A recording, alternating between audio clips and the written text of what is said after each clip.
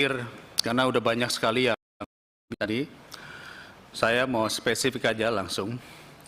Menurut Menteri Keuangan dalam awal bulan November dikatakan masih ada 1.200 triliun alokasi anggaran yang belum terserap. Dan 1.200 triliun ini katanya nanti akan bisa berubah menjadi subsidi-subsidi, bisa menjadi BLT, bisa menjadi subsidi bensin dan sebagainya. Nah, hal ini sebetulnya merupakan kabar gembira buat Kemendikbud apabila bisa melakukan katakanlah lobby-lobby lagi untuk mendorong lebih banyak dukungan bantuan kepada bidang pendidikan.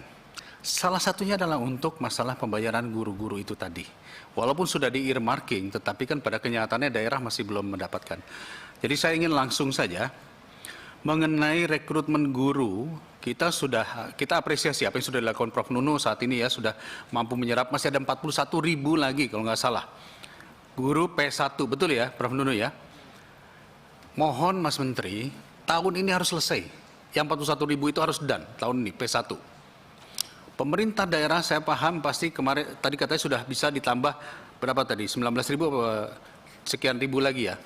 Tapi kalau bisa dilakukan pendekatan seperti Brebes tadi, atau mungkin nanti NTT, gunakan personal approach, baik itu kepada Kemendagri atau kepada para bupati wali kota. Tawarkan mereka tambahan-tambahan lainnya, DAK lainnya atau apa yang lainnya yang bisa membuat mereka akhirnya membuka formasi. Tapi kalau bisa Desember akhir P1-nya selesai. Sehingga P2 bisa kita selesaikan di tahun berikutnya dan P3 berikutnya lagi. Kalaupun ini mentok, kita juga di sini di DPR juga sudah mentok, kita upayakan untuk pansus, tapi kita sampai sekarang belum dapat izin pimpinan DPR. Maka kalau boleh saya mohon kepada Mas Menteri, coba berkoordinasi dengan Wakil Presiden, agar Wakil Presiden ini bisa menjadi tim percepatan perekrutan P3K. Sehingga nanti bisa memanggil Panselnas, bisa memanggil BKN, bisa memanggil Pemda, dan lain-lain. Supaya apa? Supaya ada kesepakatan bersama antara pemerintah. Yang kedua, ini catatan penting dari masyarakat, terutama masalah BOS. BOS ini cairnya 3 bulan sekali, walaupun sudah dipercepat 3 minggu, tapi apakah mungkin dicairkannya bisa 1 bulan sekali? Kalau tidak mungkin, tentu harus ada alasan-alasannya. Masalah siplah ini juga menarik sekali apa yang disampaikan tadi oleh Pak Jainuddin. Memang benar, saya tidak melihat mahalnya dulu, tetapi apabila semua menggunakan aplikasi, mungkin ada koperasi-koperasi guru, ada UKM-UKM kecil di sekitar sekolah yang akhirnya tidak bisa berkompetisi dengan aplikasi. Apakah mungkin diberi ruang juga agar tidak harus melulu semuanya membeli melalui aplikasi, tapi bisa juga melalui UKM-UKM sekitar. Karena selama ini UKM-UKM sekitar itu juga hidup karena ada sekolah.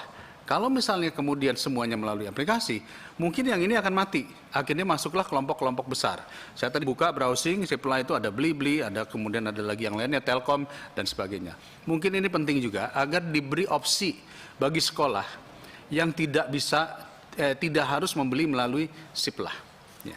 Berikutnya, Mas Menteri, saya sepakat guru swasta ini sudah banyak yang tercerabut dari sekolahnya. Apabila mereka sudah lolos PG, tolong dibantu kembali dulu mereka di sekolah swasta, digaji oleh pemerintah sampai ada formasi di luar.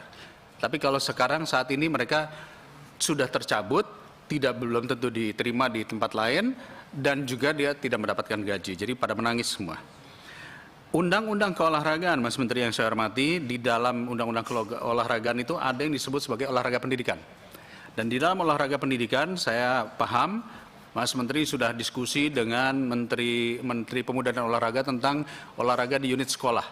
Tetapi pada pelaksanaannya masih terhambat di level di bawah Mas Menteri. Artinya perlu didorong kembali bagaimana formulasinya. Kurikulum olahraga ataupun juga nanti peningkatan sarana prasarana di Dikdasmen tentunya ini harus segera dieksekusi. Karena sebagaimana perkataan atau pembicaraan kita terdahulu, olahraga juga penting. Fisikal ini juga penting bagi siswa-siswa kita. Berikutnya Mas Menteri yang saya hormati, sekolah inklusif ini sekarang didengung-dengungkan, tapi pada realitanya banyak sekolah-sekolah tidak memiliki guru pembina. Guru pembina itu pendamping ABK, anak berkebutuhan khusus. Ya benar ya, ABK ya, anak berkebutuhan khusus. ini perlu ditambah lagi karena banyak sekolah membuka inklusi tetapi guru-gurunya tidak mampu untuk melakukan pembinaan.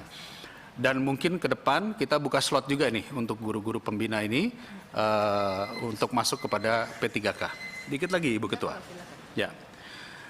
Lalu kemudian Mas Menteri yang saya hormati, saya perlu mempertanyakan ada yang disebut sebagai Perpres 72 tahun 2019. Ini diminta oleh Presiden agar Kementerian Pendidikan itu memiliki wakil menteri. Sampai sekarang Mas Menteri masih jomblo. Apakah memang tidak dibutuhkan wakil menteri? Itu Perpres 72 tahun 2019. Nanti silakan Ibu Sekjen bisa diklarifikasi hal ini.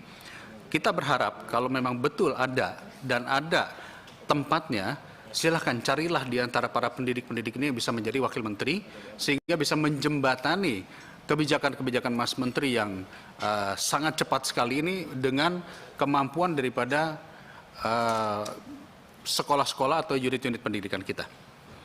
Berikutnya saya perlu menyampaikan kami membuat panja perguruan tinggi, ada isu-isu yang akan kita sampaikan, mungkin tidak saat ini, tetapi salah satu yang lagi ramai ini adalah masalah mundurnya 7 guru besar di Unhas. Tolong dijelaskan kelanjutannya sampai di mana.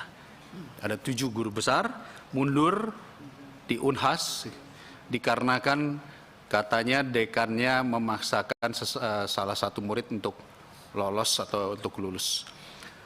Mungkin itu saja Ibu Ketua yang bisa saya sampaikan, tetapi yang poin paling penting adalah upayakan Desember akhir ini yang 41.000 itu bisa bisa selesai.